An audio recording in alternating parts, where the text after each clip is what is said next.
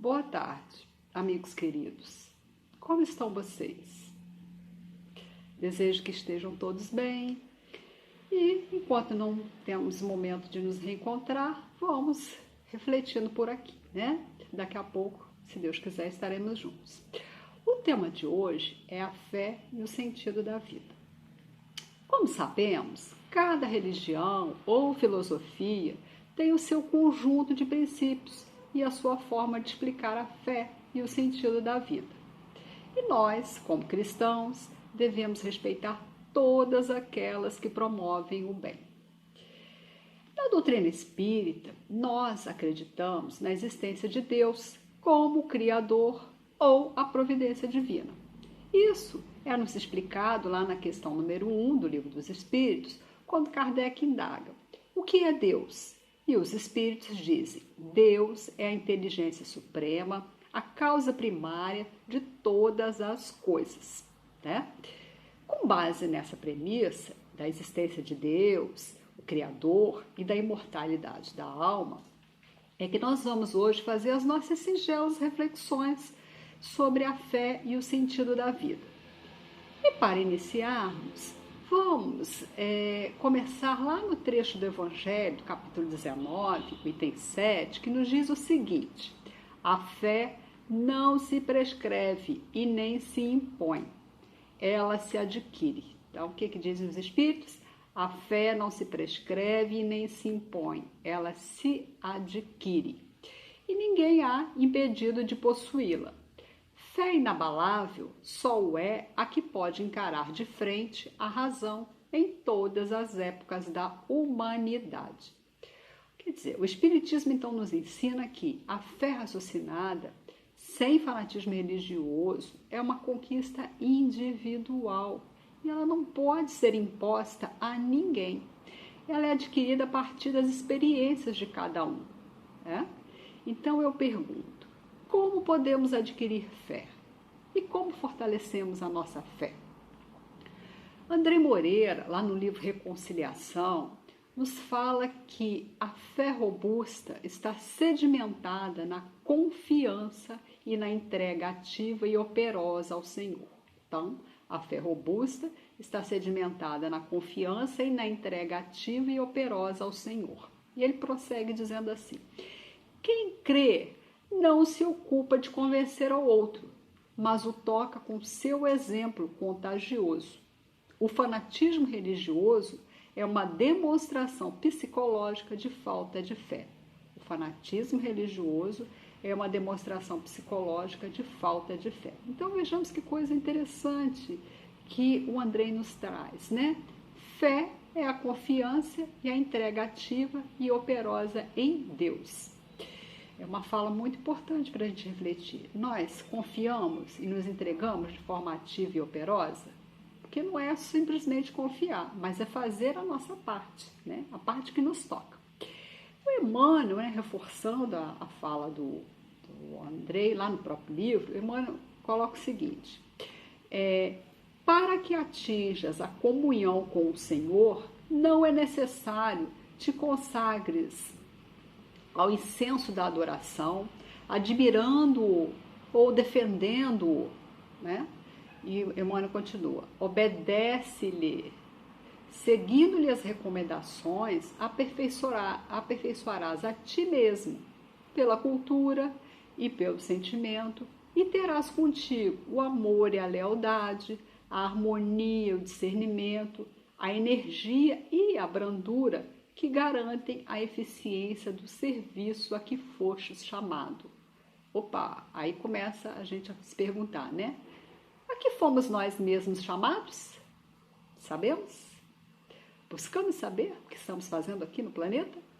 Certamente, né, que cada um de nós tem o seu próprio planejamento reencarnatório, com seu trajeto único, respeitando-se o livre-arbítrio de cada um.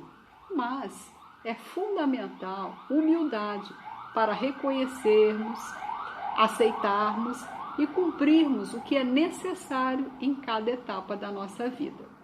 Por isso, Jesus, né, já nos ensina lá na oração do Pai Nosso: seja feita a vossa vontade. E nós? aceitamos a vontade do Pai? Ou nós queremos impor a nossa vontade? Mais ou menos, né? Seguimos a nossa missão ou nos rebelamos? Tá, mas qual é a finalidade da nossa vida mesmo? Bom, a doutrina espírita nos esclarece, lá na questão 132 do Livro dos Espíritos, o seguinte, quando Kardec pergunta: qual é o objetivo da encarnação dos espíritos? E eles respondem: Deus lhes impõe a encarnação com o fim de fazê-los chegar à perfeição. Visa ainda outro fim a encarnação, o de pôr o espírito em condições de suportar a parte que lhe toca na obra da criação. É assim que, concorrendo para a obra geral, ele próprio se adianta. Então, resumindo, qual é o objetivo da encarnação? Autoaperfeiçoamento e colaboração com o desenvolvimento e o progresso do mundo, né? Mas vejamos que coisa interessante, como que tudo está a serviço do equilíbrio do todo, porque enquanto a gente se desenvolve, enquanto a gente se aprimora, a gente também vai aprimorando a vida ao nosso redor, né? O planeta e tudo mais. Mas continuamos com a mesma pergunta, mas qual seria a finalidade da minha vida nesse momento de provações? Bom, cada um deve buscar conhecer a finalidade da sua vida cada dia. Mas tá, Fátima, ok, mas como é que nós podemos fazer isso? Bom, para nos ajudar nessa busca, nessa reflexão, eu trago lá as palavras de Joana, que estão lá no capítulo 5 do livro Amor Imbatível Amor, onde ela propõe algumas perguntas e ela mesma já coloca as respostas. Ela diz assim: para que viver? E ela responde: a vida é inerente a tudo e aceitar-lhe a realidade da vida é o importante, né? Então aceitar-lhe a realidade é o primeiro passo. Viver da melhor forma possível é o desafio imediato. Então o que a Joana está dizendo para a gente? Aceitar a realidade da vida e viver da melhor forma possível é o que a gente tem que fazer a cada dia. Então não adianta a gente ficar idealizando muito, fantasiando, mas olhar para as nossas possibilidades. O que nós temos? E viver da melhor forma que conseguirmos dentro dessas nossas possibilidades. É acordar e perguntar, né? O que temos para hoje? O que eu posso fazer hoje? Em que eu posso contribuir hoje? Né? Qual o significado para a minha vida hoje? E a Joana continua fazendo uma pergunta interessante. Ela fala assim: mas por que lutar? E ela mesma responde: viver bem, para bem viver, eis a razão por que lutar. Tá, mas palavras bonitas, mas o que é isso? Ela vai explicar. Viver bem viver bem é desfrutar dos recursos que a natureza e a inteligência proporcionam. Então, viver bem é desfrutar dos recursos que a natureza e a inteligência proporcionam. E bem viver? Bem viver são as realizações internas com o desenvolvimento ético adequado que proporcionam o bem-estar interior. Mas tá, vamos simplificar. O que a Joana está dizendo para a gente? Usar a razão e o coração para aproveitar de forma equilibrada tudo o que nos é oferecido pela natureza e pela ciência para uma vida saudável. E aí eu pergunto, e nós? O que fazemos com tudo que está sendo nos ofertado a cada dia? Aproveitamos de forma responsável ou desperdiçamos o dia, os recursos que nos são oferecidos? Bom, é natural durante a vida que apareçam desafios, dificuldades, e eles podem nos abalar o nosso ânimo, né? E aí, o que a gente faz? Como que faz? A Joana, já sabendo disso, ela faz a seguinte pergunta: como desenvolver a capacidade de perseverar? E ela responde: se esforçando contra o comodismo, partindo-se para a luta de crescimento pessoal e transformação ambiental, que possibilitam a existência feliz. Então, o que ela está dizendo para a gente? Perseverar no esforço contra o comodismo e na luta por crescimento pessoal e ambiental, né? E ela continua: cada etapa vencida capacita o ser para uma próxima, né? Cada etapa vencida capacita o ser para as porvindouras que lhe cumpre conquistar. O que ela está dizendo para a gente? Cada desafio superado, nós nos fortalecemos um pouco mais, não é assim que acontece? Uma coisa que é difícil, daqui a pouco a gente faz e deixa de ser tão difícil assim, e aí a gente tem condição de fazer uma outra que antes a gente não tinha condição de fazer. E a Joana vai continuar nos ajudando, né? Mas antes de eu voltar na Joana, eu pergunto assim, como que então, nesse momento que a gente está vivendo agora, né? Como que a gente pode encontrar força e alegria de viver? Tem tanta coisa acontecendo do nosso lado, né? Bem, aí a Joana diz assim, a busca de um sentido existencial constitui uma força inata, impulsionadora para o seu progresso. Pode ser um ideal ou até uma necessidade particular de cada um. Então, a busca de um sentido existencial é fundamental, né? E esse sentido pode ser um ideal, pode ser uma necessidade particular de cada um. E aí eu pergunto, o que nos impulsiona hoje? O que nos impulsiona hoje, né?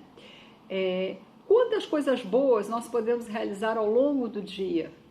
Tarefas simples ou tarefas complexas, mas que nos enchem de bom ânimo. Muitas coisas, né? Coisas simples mesmo. Mas será que só isso é o suficiente? E aí a Joana diz que não. E ela prossegue dizendo assim, Jesus, sabendo da transitoriedade dos valores na terra, nos propôs, buscai primeiro o reino de Deus e a sua justiça, e todas as coisas vos serão acrescentadas. Buscai primeiro o reino de Deus e a sua justiça, e todas as outras coisas vos serão acrescentadas. E aí Joana diz, isto é, estabelecendo o mais importante, que é o sentido ou objetivo existencial, as demais aspirações se tornam secundárias e vão chegar naturalmente. Tá, mas aonde que eu encontro o reino de Deus que Jesus me recomenda? A própria Joana diz pra gente, esse reino de Deus encontra-se na consciência tranquila. Então, o reino de Deus encontra-se na consciência tranquila. E como ter a consciência tranquila? Bom, ela diz que a consciência tranquila resulta do dever retamente cumprido, dos compromissos bem conduzidos e dos objetivos delineados com acerto. Ou seja, fazer bem tudo o que tem que ser feito, né? E a Joana continua dizendo assim para nós, todos necessitam de um algo para motivar-se para viver. Então, todos necessitam de um algo para motivar-se para viver. Essa busca de significado tem que ser resultado da luz da razão, que se transforma em vontade de conseguir uma vida mais expressiva, uma vida mais rica de conteúdo, de aspirações profundas e autênticas. Então, um encontro com o nosso eu mais profundo, com a nossa essência divina. É isso que a Joana está dizendo para a gente. Não é simplesmente deixar a vida nos levar a esmo, de qualquer maneira, mas viver no mundo conectados com o ser espiritual e imortal que somos, né? Então, concluindo o estudo de hoje, esse nosso estudo singelo, né? Entendemos assim, que a fé e o sentido da vida são individuais e são construídos diariamente a partir das experiências vivenciadas por cada um. Não existe uma fórmula única e mágica, mas é necessário buscar um motivo para acordar e enfrentar cada dia com boa vontade. Qual é o nosso motivo de hoje? Não temos o controle da vida e precisamos de humildade para aceitar que, em alguns momentos, nós vamos nos sentir mais conectados e fortalecidos.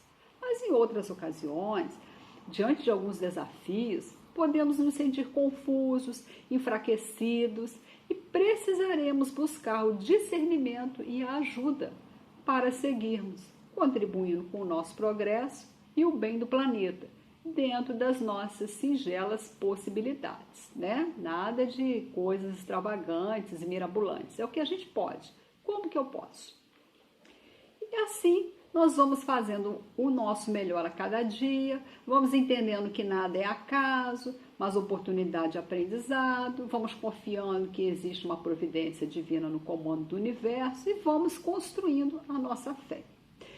E para finalizar, eu convido todos nós, durante a semana, refletirmos nas palavras do Mestre Jesus, que nós já estudamos muitas vezes, mas é sempre oportuno estudarmos. E ele diz assim: buscai primeiro o reino de Deus e a sua justiça, e todas as coisas vos serão acrescentadas. Portanto, não vos inquieteis com o amanhã, pois o amanhã cuidará de si, a cada dia basta o seu mal. Eu vou repetir, gente, que é muito importante a gente pensar sobre isso. Buscai primeiro o reino de Deus e a sua justiça, e todas as coisas vos serão acrescentadas. Portanto, não vos inquieteis com o amanhã, pois o amanhã cuidará de si. A cada dia basta o seu mal. Bom, com isso a gente chega ao final. Eu desejo uma boa semana para todos, que possamos nos reencontrar em breve. E aí, beijos carinhosos nos corações de todos. Tenham uma ótima semana e que possamos ficar com as palavras de Jesus.